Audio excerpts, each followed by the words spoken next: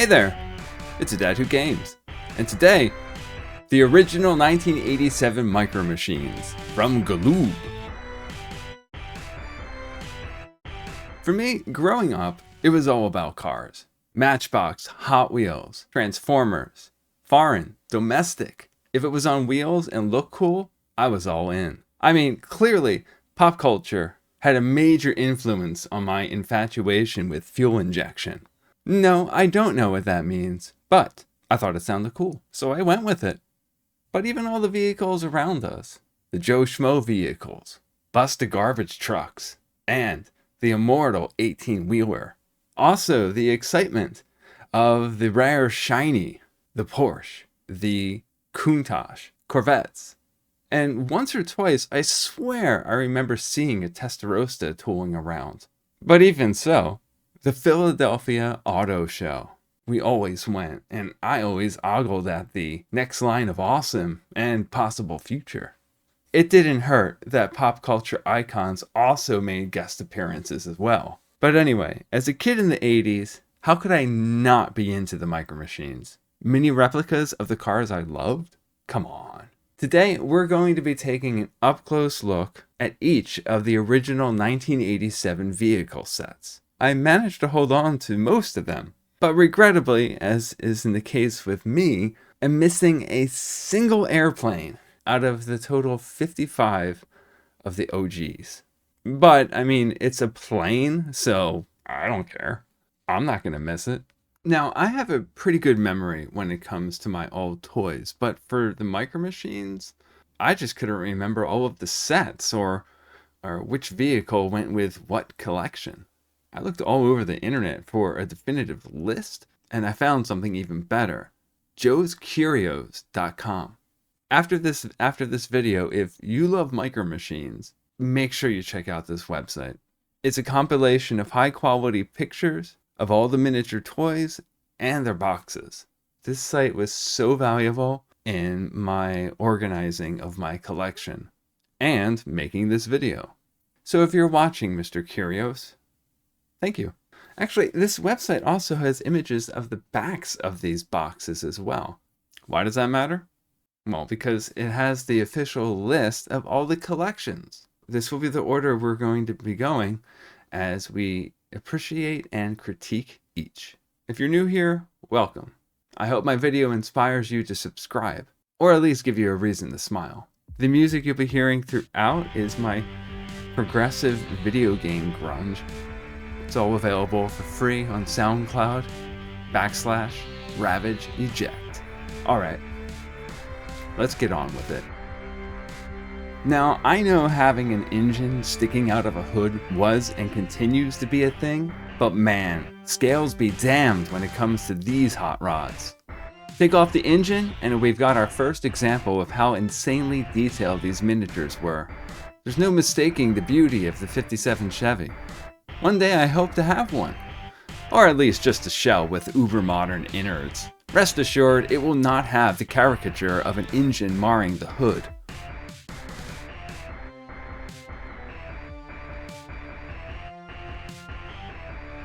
In my opinion, before the 1975 Corvette, the Stingray was the Corvette. It reminded me of my favorite US offering, the '65 Mustang. It's kind of like how the modern Charger, Corvette, Mustang, and while all of the cars of that class look incredibly similar at a glance, but have their own individualized accents when you stop and stare. Awkwardly.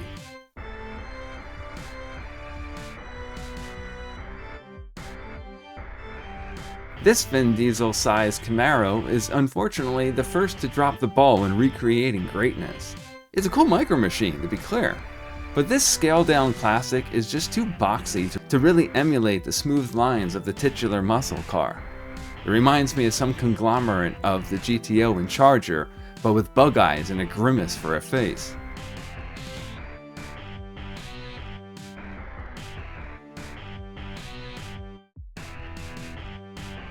Ah, there it is. The '65 Mustang. To me, this is the Mustang to which all other Mustangs are to be compared. I honestly don't know why. I mean, I don't know anything about cars. My affection is purely on aesthetic. And for whatever reason, this car just pushes all the right buttons. But I mean, for all I know, my love of the car could just have everything to do with the adorable horse logo. So take my commentary with a grain of salt.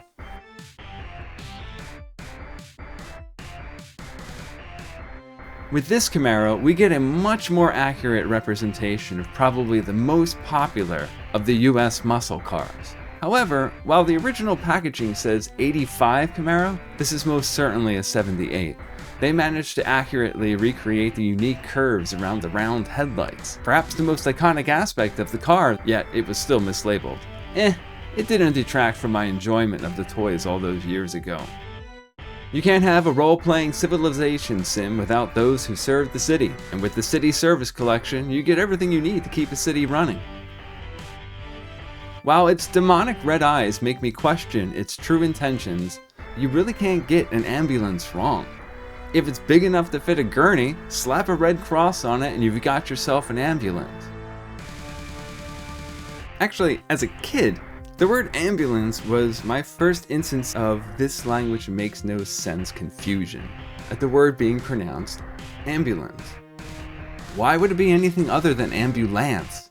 Like an idiomatic reference to the lance-toting EMTs of yesteryear. I was a kid. What do you expect?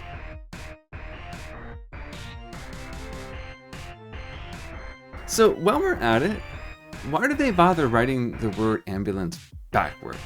Flashing lights and blaring siren doesn't do it for you. And you literally need it spelled out? I think we've got ourselves a problem. I mean, I don't think I've ever heard of a person being like, man, what's the deal with this van being all lights flashing and sirens screaming? Then the friend in the back turns around and is like, oh, it's an ambulance.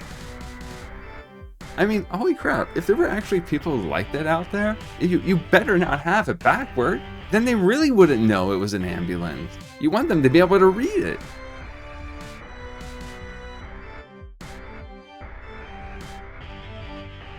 So here we have a fire truck? Yeah, I really thought this one was a stretch as a kid. I mean, I know they weren't going to stick a scaled version of a traditional fire engine in the collection, but a Datsun?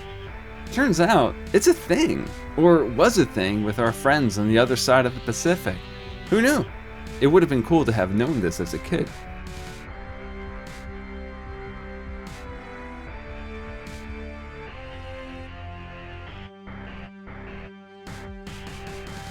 They call it a wrecker. And yes, this is most certainly a tow truck. But the 18-wheeler cab? This seems like it's more of one of those giant tow trucks that tow the 18-wheelers. I remember when my insurance company at the time sent one of those huge trucks to tow my Ford Escort to the shop. It was like a child dragging a toy. Well, we called my car the Aquamarine Machine. Idiots. I really have absolutely nothing to say about the dump truck. I mean, I wish it had been a garbage truck, but even as a kid I knew that that would have been a tall order. Garbage trucks are pretty oddly shaped, and you know, huge. I'll take the classic dump truck as sometimes that is all you see with all the never-ending infrastructure shenanigans on the roads. There's always a detour somewhere.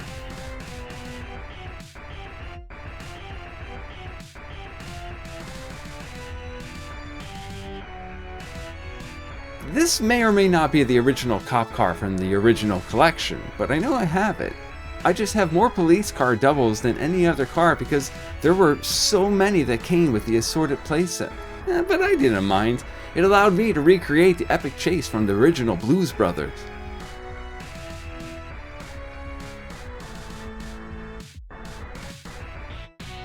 Oh yeah, it's the military. Time for all your Wait, what military are we talking about? It's a bulldozer. Yeah, that's right. Nothing says military like a bulldozer. Seriously though, each of the vehicles in this pack were severe stretches of the imagination. But a bulldozer? Placing camouflage on a bulldozer, or any vehicle for that matter, does not to the military belong.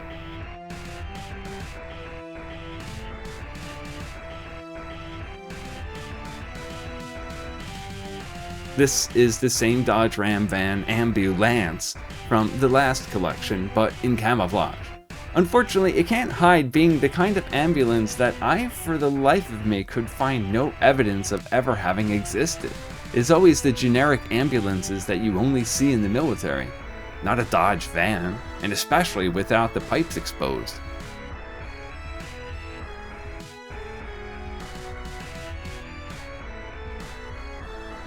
Now, I know there were actual covered troop carriers at some point in the microverse, but this is most certainly a dump truck. They probably only kept it labeled as a troop carrier to not have us confuse the military collection with the construction vehicles. But regardless, it's a dump truck.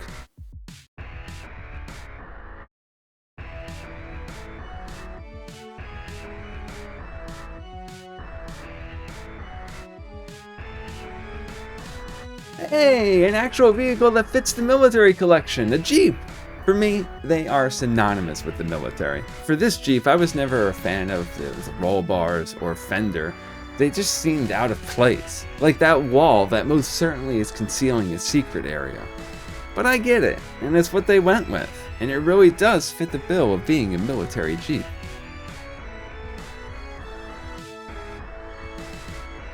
Okay, a Blazer is a common vehicle used in the military, but like after the bulldozer and dump truck, it's kind of a lackluster finale. The '88 Military 2 collection did a much better job in presenting 5 actually cool military vehicles. But that's '88, we're in '87 for this video. Still, that second collection presents no excuses for this inaugural set. They could have, but they didn't. I thought I had known what an off-road vehicle was until I got this collection. First off, I love this van. It's honestly perfect. However, were vans ever a thing in the off-road realm? Like, I immediately think about dune buggies, pickups, and some cars. Alas, Google tells me that this wasn't all that odd to see, an off-road van. I mean, I guess that's what the 18 van was.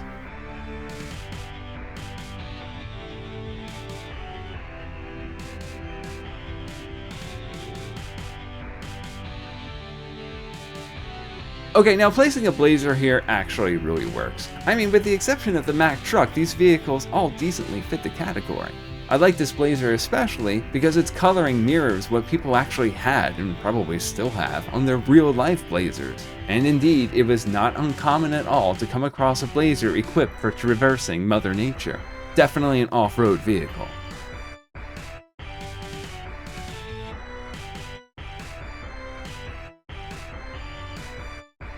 So I have come to the realization that while Galoob wasn't all that sharp when it came to categorizing their collections, they were at least on point in detailing most of the vehicles. I mean, not that this is what I would call an off-road vehicle, especially without the rear wheels, but it looks fantastic. You can't mistake the Mack.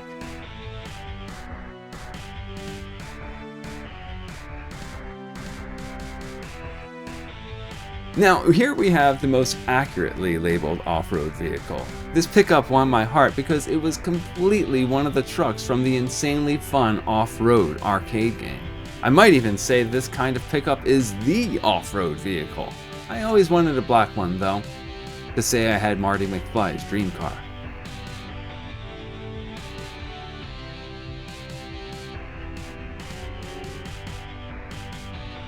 And here we have another Jeep.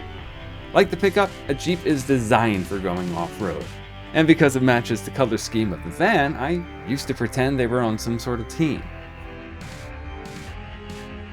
With other toys, like Transformers and G.I. Joe, I never played with all of them all at once. I take the few that I needed for whatever scene I was going to play out, and that was that.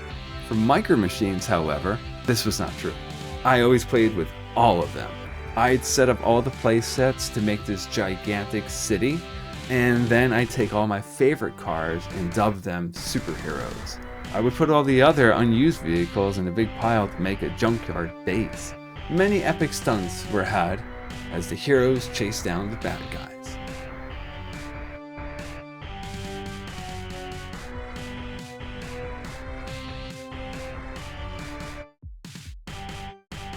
Okay, Now it's time to get to the good stuff. Everything up until now, with the exception of the hot rods, has been, in my opinion, pretty generic.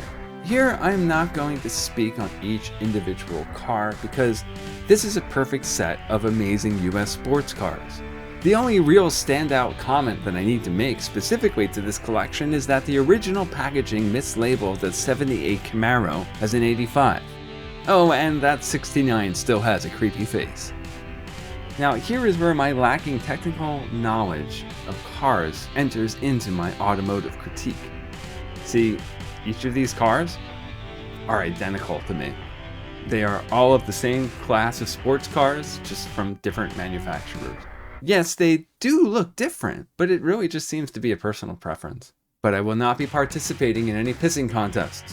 My love of these cars actually kind of tanked in the early 2000s when everybody was remaking the classics. I mean, if you've never seen these cars before, it's really only their faces that have any uniqueness to them. We gotta give props to Corvette though. Its face had a completely different shape on the same body. Again, I am just a guy who likes what cars look like. I don't know. I really am not too concerned about the technical automotive stuff.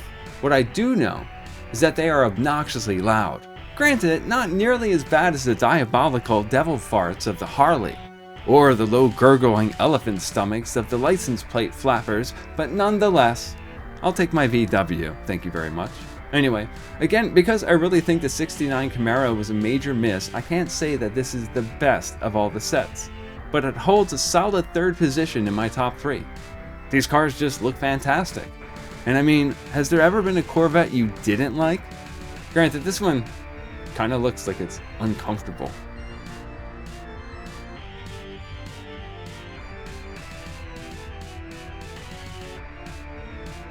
It's a GTO, not a Charger. Don't confuse it with a Charger because it's orange, but if you do, don't worry. If I don't tell you and you don't know cars, I don't think you could tell me which is which. Next to the modern muscle cars, these are the two most blatant copycats. I don't know who copied who. Don't really care, but I mean, come on. Innovate, excite, don't just copy. The first time I saw an ad for Micro Machines, I saw only one thing. A red Lamborghini Countach shrinking into the Micro Machine man's hand. I immediately needed the tiny Lambo. I really have never understood the popularity of Mercedes as a general population car. It's just so plain. Like when I think of a generic European car, this is what comes to mind. Probably like Apple and Nike. It's just an expensive pay-to-win option for people concerned with keeping up appearances. But I think that's true with any car, even when you drink a lot of water. Because when you do, European. Like the 78 Camaro earlier, here we have another mislabel from the box, as this here is listed as a Porsche 928. Please. Any kid from the 80s knows a 911 when you see one. I think it is the most famous of all Porsches, and rightfully so. I could do without it being a convertible though. How can anyone drive in a wind tunnel?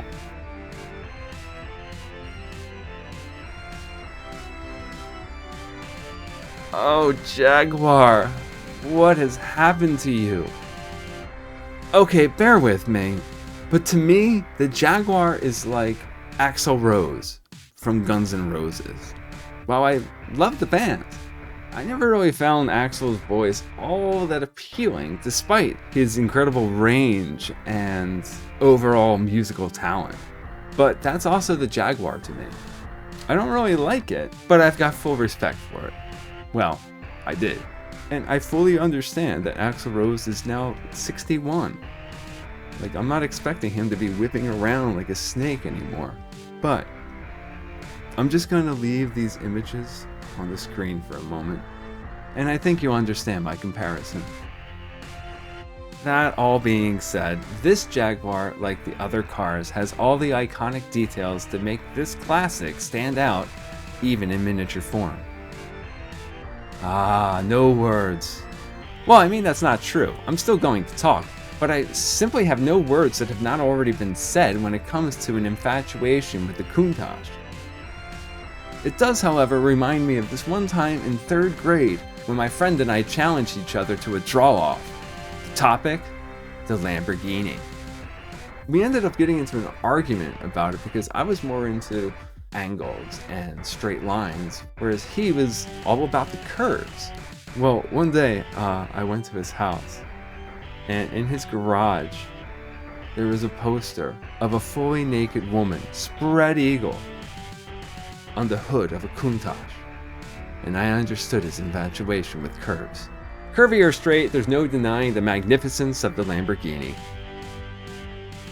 You know, back in the 80s, Rolls-Royce was high-end luxury, while Cadillac was poor man's luxury, as it were. I never understood this because, man, they both looked insanely cheesy at the time. But have you seen them now? They're actually pretty sick. But as for this micro machine, I appreciate its accuracy, but it was always in the junkyard of my aforementioned vehicular heroes. As I can imagine is true with most Americans, these are the cars we think of when we talk about classic automobiles. And so when we talk about classic automobiles like this T-Bird, I know I'm not alone, having been raised by pop culture of the late 20th century to immediately think of TV shows like Happy Days, movies like American Graffiti, Grease, and Christine for showcasing classic cars. No, these references are not the same cars I'm sharing, but to a kid, these were all just old classic cars. These are the cars we were all convinced we needed to go back in time for. And when we think about pop culture following when we talk about classic automobiles, of course I have to mention the 1946 Ford Coupe as it belonged to Mr. Biff Tannen. No, it wasn't a part of the Micro Machines, but what? It's Back to the Future. Do I really need a reason?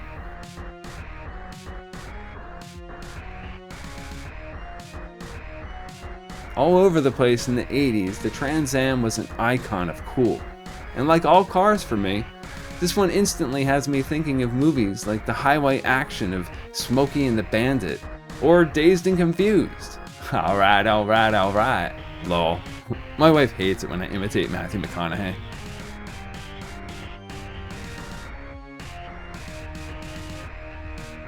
And of course, there's only one man I think of when I think of the Mustang. No, not Mr. McQueen and his Bullet. Nope. There's only one man for me. Mr. Nicolas Cage, as he was in Gone in 60 Seconds. Yeah, okay, I only just learned about the movie having the car. I've never seen it, don't want to.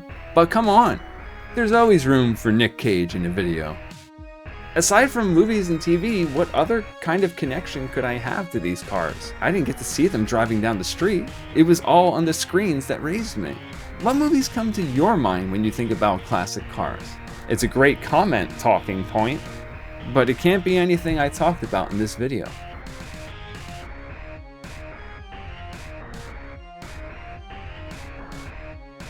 I know nothing about street racers, so I really don't know the accuracies of any of these. I could be wrong, and these could be the pinnacles of street racing, but as a kid, I scratched my head in confusion. Welcome back, Mr. Trans Am. Okay, I know the other one was an 85, but I really can't tell the difference. So it's a Trans Am with a full roof. Trans Ams used to be a common sight, but its creator, Pontiac, is long gone. So don't expect to ever see a new one. Oh well, the Darwinism of cars. So in my brief history of researching cars, I have come to the belief that people do not like Dodge Chargers. Well, I mean, as much as the GTO. I have no opinion on the matter, but when this is the only acknowledgement of the classic, when the target audience of the time was watching Dukes of Hazzard, I was pretty confused. I mean, I didn't even know what a GTO was. Whatever this funny car Charger thing is, I couldn't find any evidence of any such car ever existing. Therefore, Galoob didn't like the Charger. No, it's not another Elon Musk spawn. It's the TF, manufactured by MG. Initials born of initials. Well, actually, only MG is a set of initials standing for Morris Garages. The TF? It's just their way of naming models. Completely obscure to me as a kid, becoming merely the old-timey car in my collection. And to be honest, that's what it still is to me. Sorry, I'm really not a fan of the early cars. Never have I ever seen a Blazer with an obnoxious engine sticking out of the hood. Thus, I chose a legitimate Blazer street racer image for reference. To this day, you can still see tricked out blazers thumping down the street. I mean, I've never seen one before, but rest assured, there's a whole cult following out there. Dun dun dun dun dun dun dun dun dun dun dun dun dun dun. Barracuda from Heart. Such a great song. I never heard of a Barracuda before Micro Machines, and I haven't thought of one since, until putting this video together. 74 was its final year. I think the Heart song may stay in my heart a lot longer than the former Plymouth muscle car. So I'm not going to sugarcoat it by any means. I don't much care for planes or boats. I'm a grass Pokemon all the way. Keep me on the ground. I mean, stuff like the Blackbird, or S-71, and the Stealth Bomber were hugely popular when I was a kid because they were brand new. And I mean, look at them. They're like starfighters. There was also Airwolf, but that was a way more adult TV show than my kid mind could comprehend.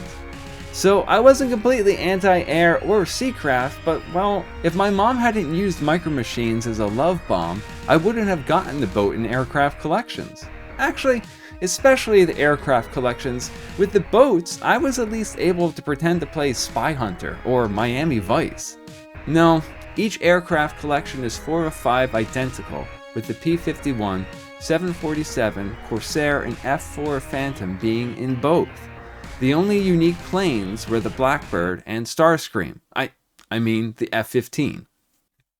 And actually, it was pretty much the same for the whole line of vehicle collections. Each year added a few new collections to the overall miniature imagination universe, and they just repeated all of the previous year's sets, but recolored. I don't think they really did that for long, but it is the reason why I don't have the complete sets of each year following the inaugural 1987 collections. I have never been into recolors of any toy. It just happens to be that Galoob got a jump start on the recolors double dipping into the aircrafts. You could have dropped one of the prop planes for one of the two unique... I'm thinking too much about this. These toys are what they are.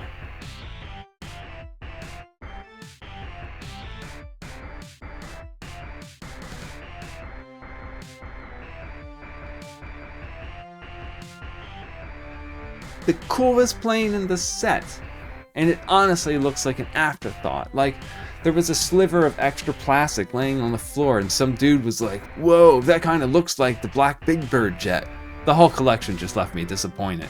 The F-4 and F-15 are the only solid miniature aircraft recreations. While not one of my favorite collections, I still appreciated the boats because, well, they're sort of like cars on water. That being said, I really don't have much to say on them. I mean, I could say that the cigarette is named for its shape. I mean, right? It totally looks like a cigarette. No, but it was created by some uber rich guys who liked fast boats and who were probably smoking cigarettes and cigars whilst drinking brandy at the brainstorming board meeting in the 1960s. All this talk about boats and planes inspired me to successfully recall and find one of my favorite things as a kid: Wheels and Wings. It was this by-mail monthly set of information cards on random land and air vehicles you could put into a binder with dividers and tabs on the cards for easy reference. These cards had pictures, history lessons, and all the coolest details of each. This was the only reason I knew anything about aircraft. You know, actually thinking on it, it's not aircraft that I overall dislike. It's just planes. Helicopters, on the other hand, I think are sick. In fact, with their ease of use in getting off the ground and landing, and the ability to hover in place, helicopters are kind of like the cars of the sky. Do any of you remember Wheels and Wings? Seriously, let me know in the comment. I mean, let me know anything related to the video in the comments. I've got to be hitting the nostalgia button for many of you. I'd love to hear your happy memories or experiences with the Micro Machines, or well, any of your go-to toys as a kid.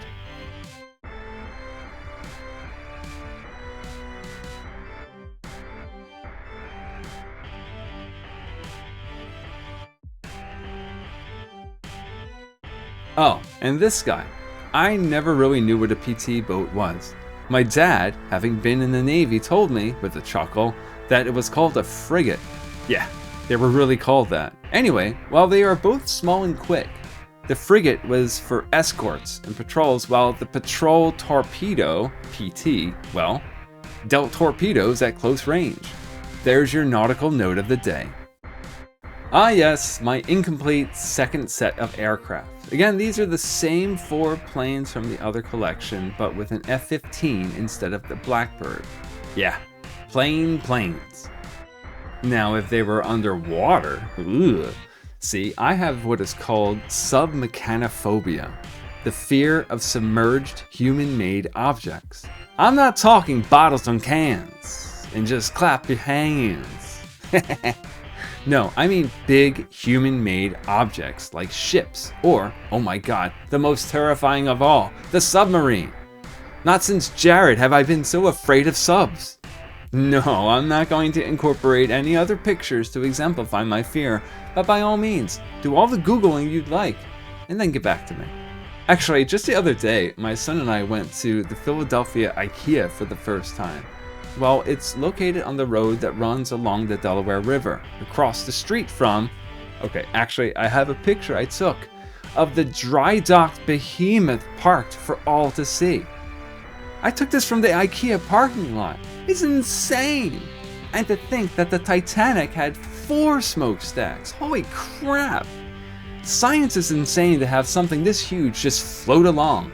But yeah, that's submechanophobia for you. Oh, and my son had and fully enjoyed the Swedish meatballs at IKEA. Honestly, it was some of the best cafeteria food. Well, there you have it. My 99% complete set of the 1987 Galoob Micro Machines. Such incredibly detailed miniature vehicles, some minor corner cutting efforts, but nobody's gonna notice that unless you're a nerdy collector, like me. Anyway, thank you for watching. Please, if you've enjoyed this video and you're not already a subscriber, please subscribe. Maybe even share it with your friends or other Micro Machines / pop culture fans. These videos are super fun to make, and I want to make them even better in quality and quantity. I am almost at 1K subscribers. Not that that simple achievement will make all that big of a difference, but it would certainly inspire my effort at wanting to succeed even more. Why not enjoy the adventure with me?